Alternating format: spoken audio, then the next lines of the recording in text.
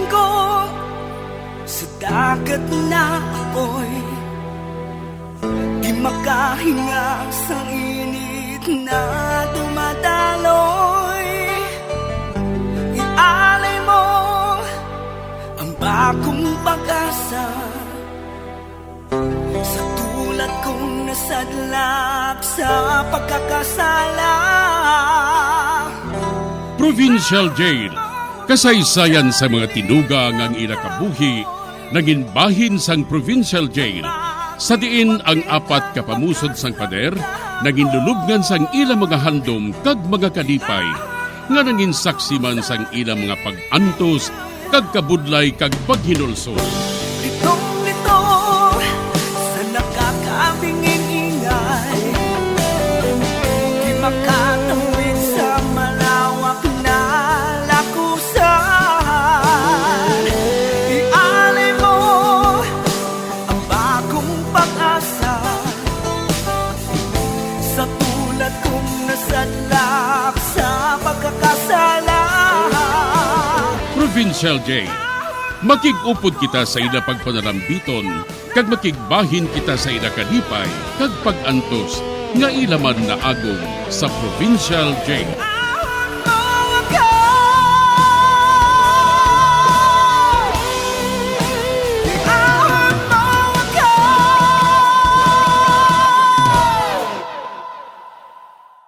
Bilang ko sa dagat na apoy, di makahinga sa init na dumadaloy.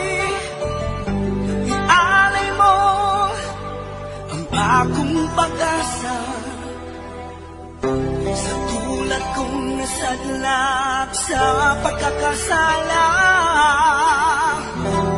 Sa liwat maing adlaw sa inyo tanan mga palangga na mga tagparamati, sa karon nga adlaw padayuno naton ang sulat, nga ginatagan naton sang kabuhi, diri sa ato panatuntunan, Provincial Jail. Iahon mo ako sa nagliliyap na apoy, na aking matikman ang tamis ng sandali. Bahin sang nagligad, amo na lang ang kakibot ni Police Marshal kag Priscilla sa ngila na tukiban sa kay Delia, nga si Carlo, anak gali Biti, kag ginlikom lang ini ni Senyor Andrew sa tanan. Sa pihak nga bahin, amo na lang ang kaakig ni Melissa sa mabatian niya kay Paul nga ang kwarta nga ginpanubli. Ihatag lang ini sa iya Iloy, kay suno sa kay Paul, si Melissa ang iya kinahanglan. Apang naghambal si Melissa nga hindi siya magpakasal sa isa ka lalaki nga wala pa maluta sa saya sa niya Iloy. Diri sini nga bahin, mapadayo nag-akon pagsaysay diri sa Provincial Jail. Ang laom ko kung maayos siya nga babae. Wala ko maguna-una nga amo gali siya sinakadalok sa kwarta. Pariwala siya ni Richie. Lain si Richie. Si Richie, ang kabuhi unstable. Samtang si Melissa, maalam kag may maayo nga trabaho. Kag ang matuod, may crush ako sa iya. Kag nagapati ako, Paul, nga wala niya ginabatyag sang matuod ang iya ginahambal. May mga babae nga hindi makasaw nga ang ilang manginbana, isa ka mamas boy. Nabalaka ako sa imo, Paul.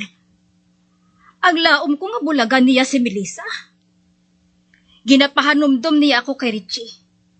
Bangod sa iya buhok, nga daw buhok sang pispis. Pabainan ba lang ninyo ako? Wala na kamo sang labot sa akong kabuhi. Isa sa aton dari ang murderer. Hindi pa pala inatuman? Agod paligban ninyo ina? Dira na kamo. Hustong siling ni Paul. Apang hindi kita makapaminsan sa nagkakatabo diri kada minutos. Ang mga pulis, maabot naman buwas. Kagsuno sa ila, basi kung pwede na kita makapauli buwas. Hindi ko na kinanglan ng kwarta. Kag hindi ko malimtan ang inyong kaaluan. Hindi ka kumakaibalo kung saan ko kamo pasalamatan. Betty, Angela, Jeffrey, Kayo sa inyo. Agud hatagan niyo ako sa kwarta. Kag hindi ko malimtan ang inyo kaalwan. Pero hatagan ako ni Betty, kag ni Angela, kag ni Jeffrey, sang ilang aparte. Gaa. Tungod pa lang ga ko ang akong asawa. Kag matarong namon nga buhaton ina. Ang matuod si Carlong dapat nga manubli sang tanan. Bangod siya ang anak ni Andrew. Buang ka. Buang ka, Jeffrey. Ato na siya. Ay, kabay pa nga ang tanan. Makatulog sang mahamuok sa gabi ngayon. Oo, gali. Sa ano makapauli si Janice kag si Jeffrey? Ako Ako madulong sa ila pauli. Dakong kabalas lang ko sa imo, Jeff. Kung gusto mo, ako madulong kay Janice. Okay lang. Hindi na niya ako mapahog subong. Makahalamot. Abala nga nagpasugot ako nga magpakasal sa iya. Kay nahadlok ako sa iya. Abang subong, madamo na ako sang kwarta. Kag siya naman ang mahadlok sa akon.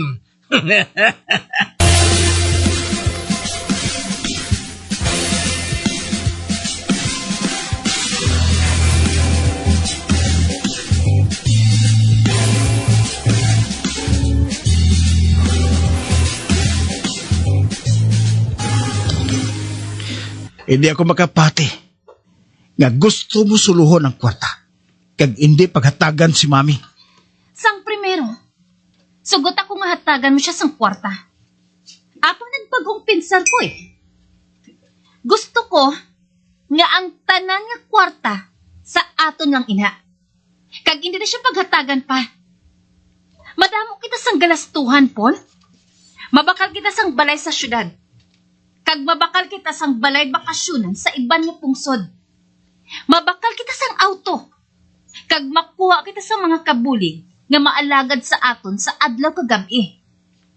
Apang kung hindi ka magpasugot sa akon gusto nga matabo, goodbye na lang sa imo. Kag sa imo nga mother dear. Wala man ako sang handom nga buhaton na to, Melissa. Luyag ko lang ipakita sa ila nga hindi ka mersenaryo. Nagpasugot ako nga gastuhon naton ang kwarta para sa aton kagalingon nga gusto buhaton. Ay, basta ha? Oo Nagustuhan ko man ang plano mo ngayon ha. Maayo ko na mo. Ote, dali naman ako matulog karon sa gabi.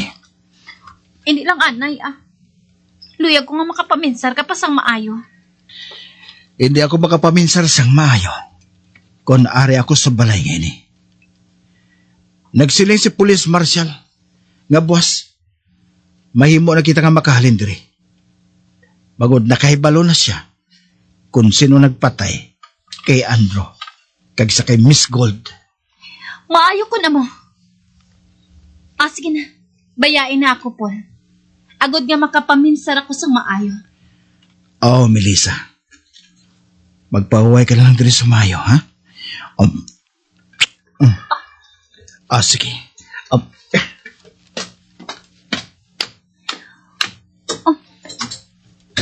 Ato na siya. Kung sugiran lang ako, nga hindi ako makakwarta sang amo sinakadako, hindi ako magpati. Apang subo, hindi na ako magpasugot, nga hatagan pa niya sang kwarta ang iya iluy. Hindi ako maluyag nga mabuhina ng kwarta nga para lang sa amon nga duha. Uy, to sa hindi ako makapati sang nagakatabo nga ini sa akon. To sa hindi ako makapati.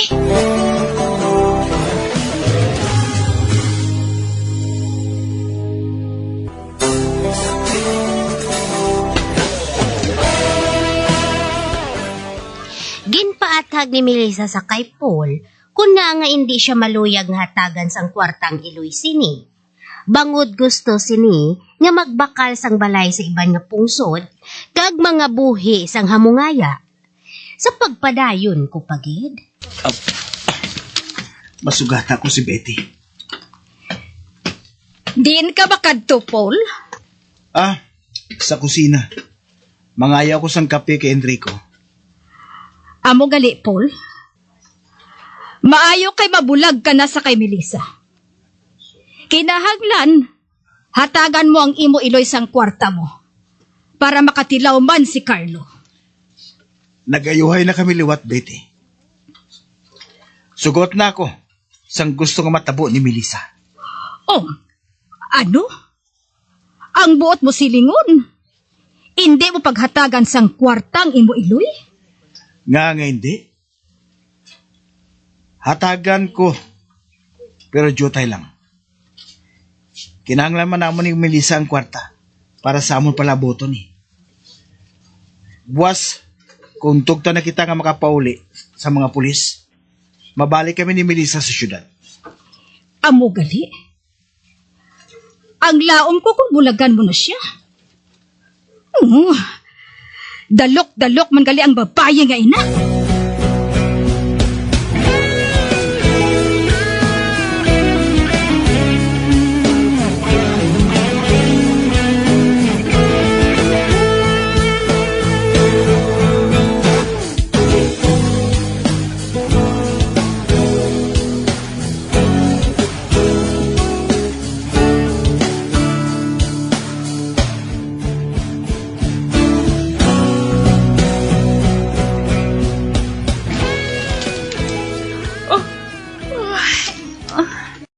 Natuyo na gid ako.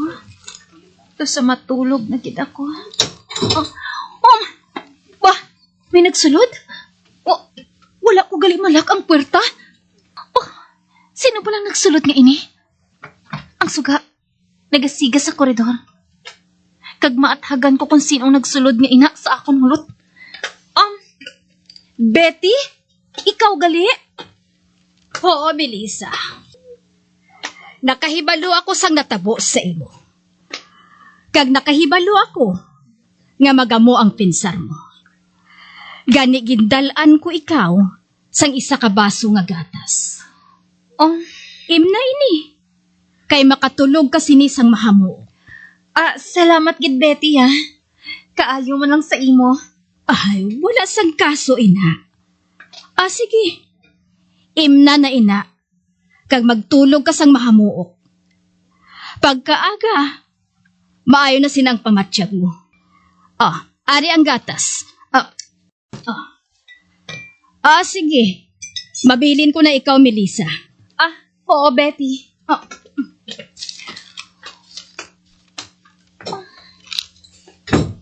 Amo palang inimatabo. Nga may isa ka tao diri sa balay nga nagsimpatiya sa akon. Kag daw natando gid ako. Ay, kung tani, makahalin na kami diri buwas sa balay. Gusto ko na gid nga makahalin diri.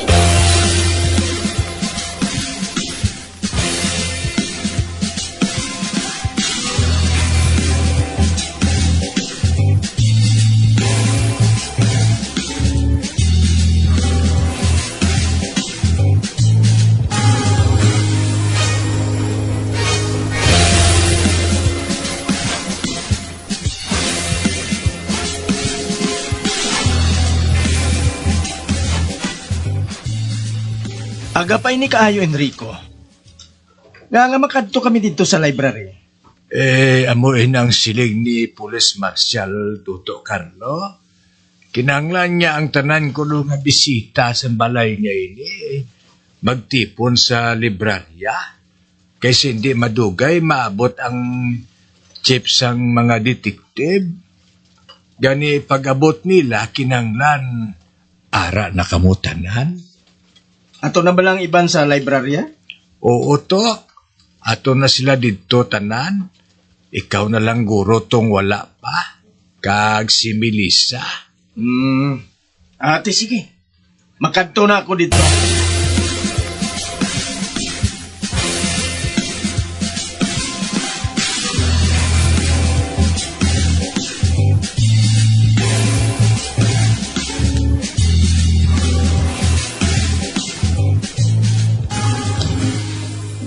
Sino naman ang i-interview sa aton? Nagsiling si Police Marshal, ma'am, nga indaid por kuno. Ano ngayon aid for? Kag di na si Melissa? Nagakatulog pa siya.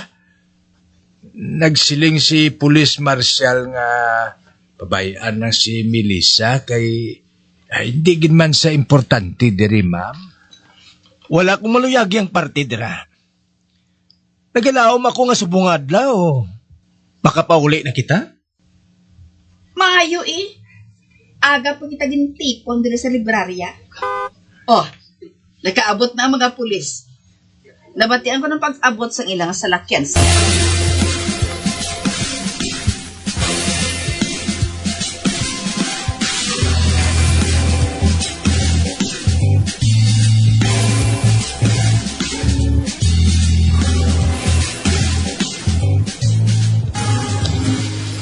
Kaya na pa ako nagabantay sa inyo pag-abot, Inspektor.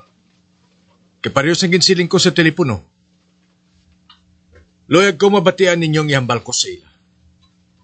Kag ibulgar ko kung sinong kriminal sa balay ngayon. Sige na, sir. Magsulod ka na dito. Salamat kay wala magupod si Superintendent. Kag kun matuod ang ginsiling ni Police Marshal nga nakaibalo siya kung sinong kriminal. Ako on kong kredito nga ako ang nakasulbar sang kaso nga ini. Apang kun palpak ati tapos patod nga isaylo ako sa iban nga police station.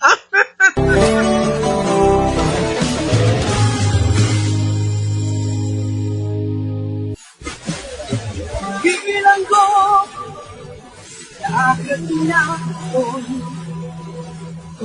magkain na sabihin na tumagaloy. Alay mo bagong pagkaya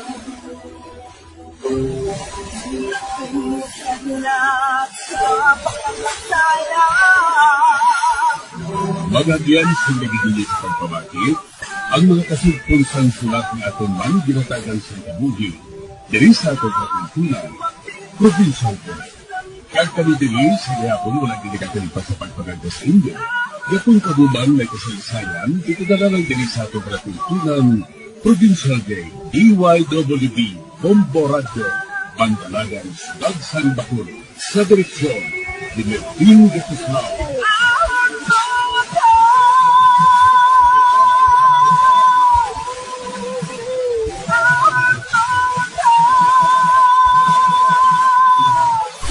Bombo Radio Philippines. Patuloy na #1 sa drama. Sa Paradyo Bombo!